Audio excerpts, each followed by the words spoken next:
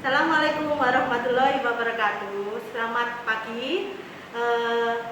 Semoga di kondisi pandemi COVID-19 ini kita tetap sehat selalu, tetap semangat untuk belajar, dan jangan lupa tetap di rumah.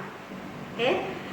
Sekarang Bu Ika mau mendemokan materi praktek tentang analisa zat pewarna secara kualitatif dengan metode KLT atau kromatografi lapis tipis. Oke. Yang peralatan yang disiapkan adalah, yang jelas yang pertama adalah bejana. Bejana KLT ini untuk tempat fase gerak atau elemen yang akan nanti dimasukkan. Kemudian nanti akan dimasukkan juga plat KLT.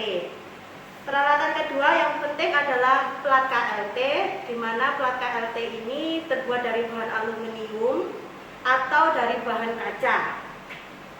Bisa kita gunakan dari bahan kaca, dan di aluminium ini atau di kaca ini akan dilapisi oleh bahan fase diam, yaitu yang biasa dipakai dan fleksibel adalah contohnya silika gel.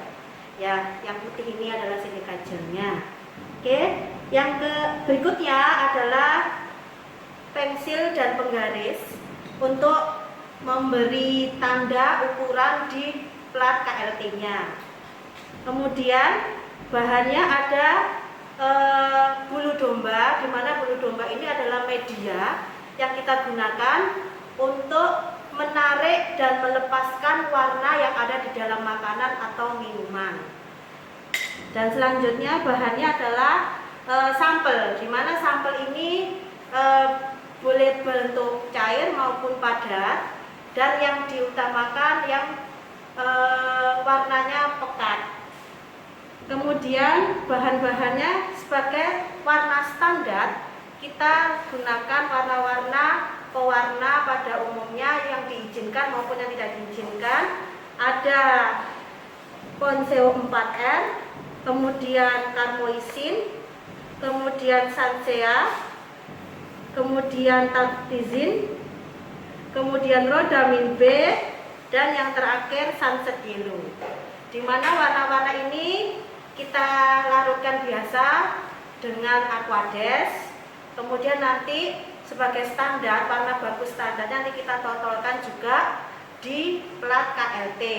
Di mana warna standar ini akan dibandingkan dengan warna atau noda warna dari sampel yang terbentuk. Oke. Dan tak lupa kita punya pipa kapiler ya, untuk alat menotolkan zat warna tersebut. Oke. Yang pertama, di dalam KLT ini kita tahu prinsipnya adalah proses pemisahan ya, yang terdistribusi ke dalam dua fase, yaitu fase diam dan fase gerak.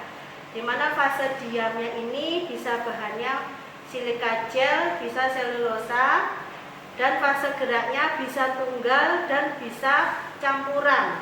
Fase gerak disebut sebagai eluen ya, atau pelarut, di mana fase geraknya ini bisa campuran. Kalau kalian pakai pelarut-pelarut organik yang mudah menguap, contohnya bisa N-butanol, metanol, kloroform, asam asetat glasial maupun air.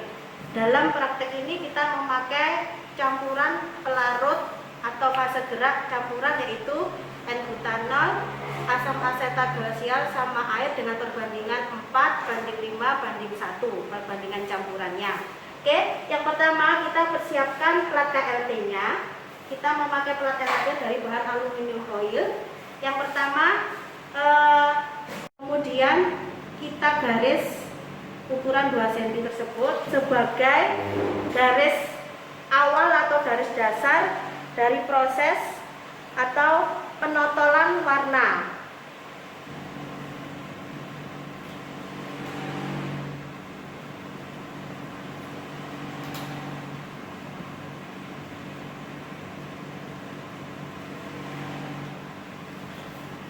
Seperti ini. Kemudian dari garis 2 cm ini, di mana ini adalah garis tempat penotolan warna.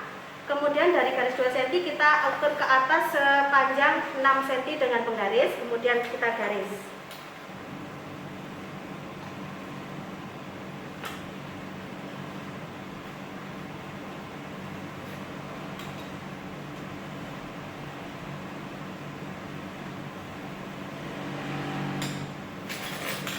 Oke, seperti ini. Garis 6 cm ini adalah garis batas maksimal di mana nanti fase gerak pada proses elusi berhenti. Nah, kemudian kita kasih tanda, kita kasih tempat di mana warna-warna standar baku dan sampel nanti akan kita totolkan.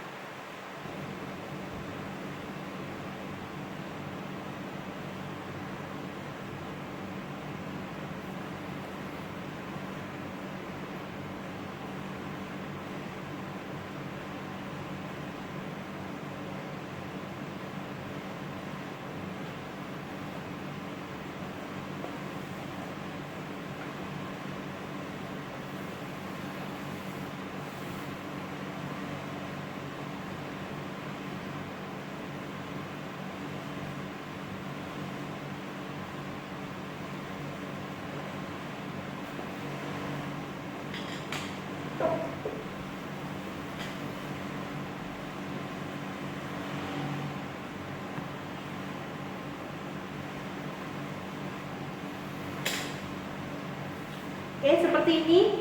Jadi titik-titik ini adalah nanti di mana kita akan menotolkan warna-warna baik dari standar baku maupun sampel kita. Kemudian selanjutnya kita persiapkan fase geraknya, ya. Fase geraknya dari bahan campuran, LW-nya campuran, memakai seperti yang tadi Ibu sebutkan, N-butanol, asam asetat glasial dan air dengan campuran perbandingan 4:5:1 dalam 250 ml. Kemudian kita campur dari 1 di dalam beker gelas, kita homogenkan, baru kita masukkan ke bejana. Sebelum kita masukkan ke bejana, jangan lupa kita ukur dulu seberapa banyak volume fase gerak yang akan dimasukkan ke dalam. Selanjutnya, bulu domba yang sudah kita masukkan ke sampel tadi dipanaskan di atas heater kurang lebih 10 menit agar zat warna ketarik ke dalam bulu domba. Sudah. Oke, tadi bulu domba yang sudah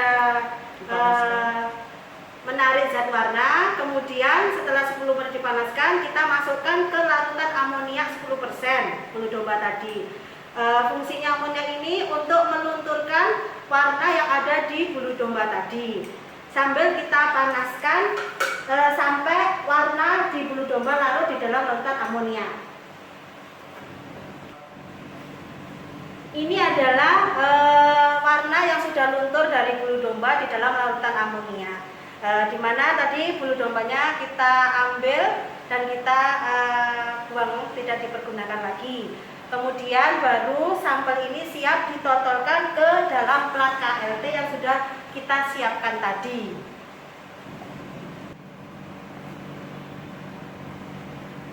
Kita totolkan warna-warna baku di titik-titik yang sudah kita persiapkan di plat KLT tadi. Oke. Kemudian kita totolkan juga sampel yang sudah kita persiapkan tadi.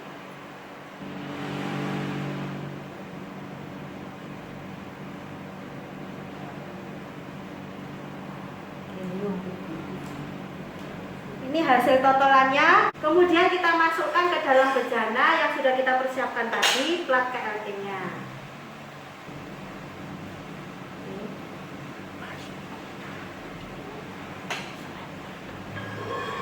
Sambil kita menunggu proses elusi berjalan, di mana nanti fase gerak mendekati garis maksimal 6 cm baru kita angkat plat KLT-nya. Kemudian kita masukkan plat KLT ini ke dalam chamber yang berisi fase gerak yang sudah kita persiapkan tadi.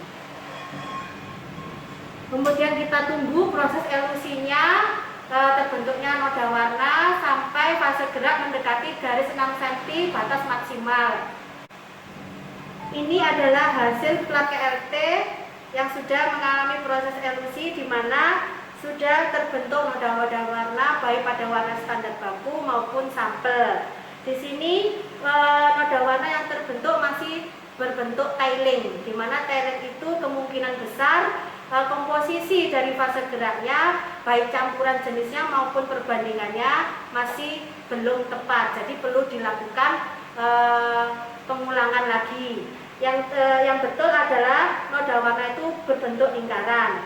Dari sini nanti kita akan menghitung nilai RF-nya, di mana nilai RF adalah panjang dari noda warna sampai 2 cm, dari 2 cm sampai noda warna dibagi panjangnya garis maksimal yaitu 6 cm. Oke, begitulah praktek dari materi analisa zat warna kualitatif dengan metode KLT. Semoga bermanfaat dan selamat menjawab tugas-tugas maupun pertanyaan. Terima kasih. Wassalamualaikum warahmatullahi wabarakatuh.